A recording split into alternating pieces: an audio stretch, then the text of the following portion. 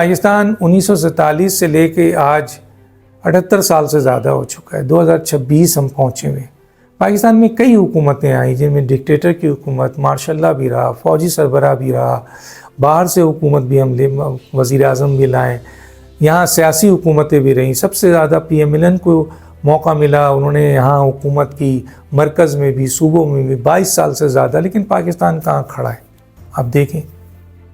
اور تباہی کے دہانے پر آج تک پاکستان جو پہلے 70s اور 80s میں کچھ نظر آیا تھا پاکستان، وہ سب تباہی اس وقت سے پھر آگے بڑھتے ہوئے دیکھیں تو 2000 میں کچھ مشرف صاحب نے اس کو سنبھالا، لیکن اب اس کے بعد پھر پیپلز پارٹی کی حکومت، پھر نواز شریف کی حکومت میں تھوڑی بہتری ہوئی، پھر عمران خان آئے، پھر اب یہ آپ کے شہباز شریف 4 سال سے مسلط ہیں اس حکومت پہ۔ دنیا پاکستان کی ورسٹ ترین حکومت، جتنے بھی وزیر اعظم آئے ہیں اس میں سب سے ورسٹ ترین حکومت شہباز شریف کی ثابت ہو رہی ہے۔ 55 کی کابینہ ہے، کوئی پالیسی نہیں ہے، کوئی حکمت عملی نہیں ہے، کوئی پلاننگ نہیں ہے، کوئی عمل درآمد نہیں ہے، کوئی اچیومنٹ نہیں ہے۔ قرضے سے ملک چلایا جا رہا ہے، قرض دو ملک چلے، ٹیکس لگاؤ ملک چلے، اور دونوں جگہ اضافہ ہو رہا ہے، تباہی آ رہی ہے، لیکن ملک کو اسی طریقے سے چلایا جا رہا ہے۔ تو اس وقت یہ حکومت جو موجود ہے شہباز شریف کی، نو ڈاؤٹ جتنی بھی حکومتیں آئی ہیں، چاہے وہ فوجی حکومت ہو یا سول حکومت ہو، اس سے بدترین حکومت ہے۔ اور اس کی وجہ سمجھ آ گئی کہ اس وقت جو حکومت کا سربراہ ہے وہ ایک چاپلوس ونڈر بوائے ہے۔ وہ چاپلوسی تو کر سکتے ہیں اچھی، وہ خوشامد تو کر سکتے ہیں اچھی، وہ حکومت نہیں چلا سکتے کیونکہ وہ ایڈمنسٹریٹر ہے، میں پہلے بھی بتا چکا ہوں، وہ سیاستدان نہیں ہے۔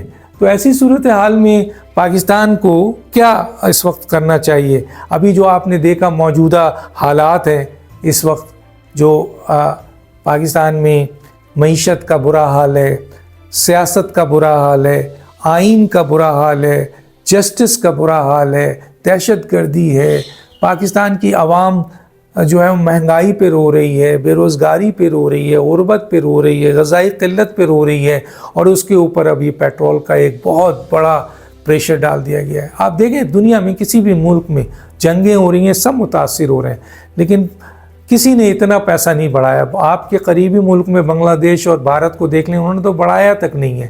کچھ جگہ بڑھا بھی ہے تو 5 روپے، 10 روپے، 15 روپے بڑھ گئے۔ پاکستان ہے جس نے 55 روپے آپ کے پیٹرول ایک دم جمپ مارا ہے، اور ایک دن پہلے 8 روپے، 63 روپے کا عوام پر بوجھ ڈالا ہے۔ آپ یہ بتائیے کہ کیا یہ 63 روپے ہی اس عوام پر بوجھ ہیں؟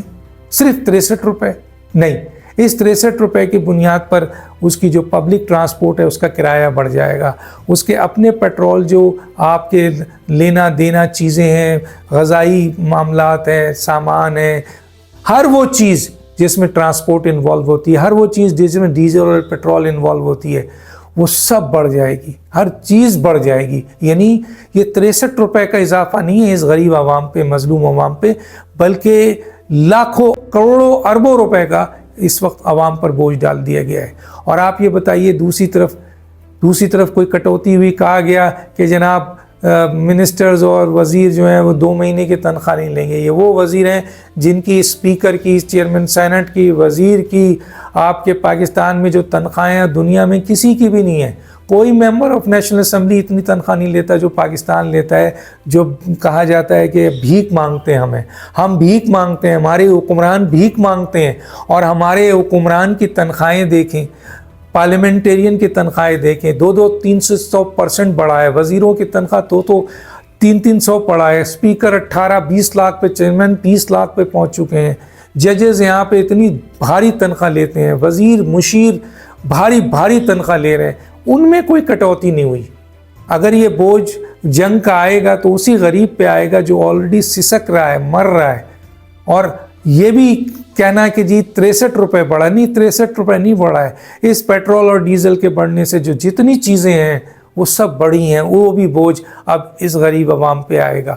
آپ اگر فرض کریں بہت ایماندار وزیر اعظم ہوتے تو آپ اس کا فیصلہ یہ کرتے کہ بھائی تینوں سنبھالیں گے۔ کس طرح سنبھالیں گے؟ حکومت بھی سنبھالے گی جناب، آپ کے عوام بھی سنبھالے گی، آپ جو ٹیکس لے رہے ہیں اس وقت वो टैक्स 105 रुपए का है, 105। आप उसको आधा कर देते हैं, क्योंकि ये बराह रास्त हुकूमत ले रही है, हुकूमत छोड़ देती, आवाम को रिलीफ देती, 55-50 पर लाकर खड़ा कर देती कि भाई हम आपसे टैक्स जो है वो 50 रुपये लेंगे और 55 रुपये आप जो है वो इस पे वो डालें, तो ये मामला नॉर्मलाइज हो जाता। लेकिन सवाल ये पैदा हो, दूसरा तरीक़ेकार ये होता कि जितने भी वज़ीर मुशीर और आपके जो मेंबर पार्लियामेंटेरियन हैं, जिन जिन लोगों की लाखों तनख्वाहें बढ़ी हैं, उनको आप कहते कि हम अब उसी तनख्वाह के प्लेटफॉर्म पे जाएंगे जो बढ़ाने से पहले थी, क्योंकि इस वक्त मुल्क के हालात अच्छे नहीं हैं। आपने 2 महीने की तनख्वाह रोकी है, कोई 20-21 करोड़ रुपए आपने शो किया है, और दूसरी तरफ आवाम के जेब से आप अरबों रुपए निकाल रहे हैं। किसको बेवकूफ़ बना रहे हैं? किसको आप बेवकूफ़ बना रहे हैं? इसका क्या नतीजा निकलेगा? आप समझते हैं कि क्या है। लेकिन दूसरी तरफ आप देखें, ये बेहिस आवाम है, बेहिस है। ये आवाम चीखती है, चिल्लाती है, रोती है, लेकिन अपने हक़ के लिए नहीं निकलती।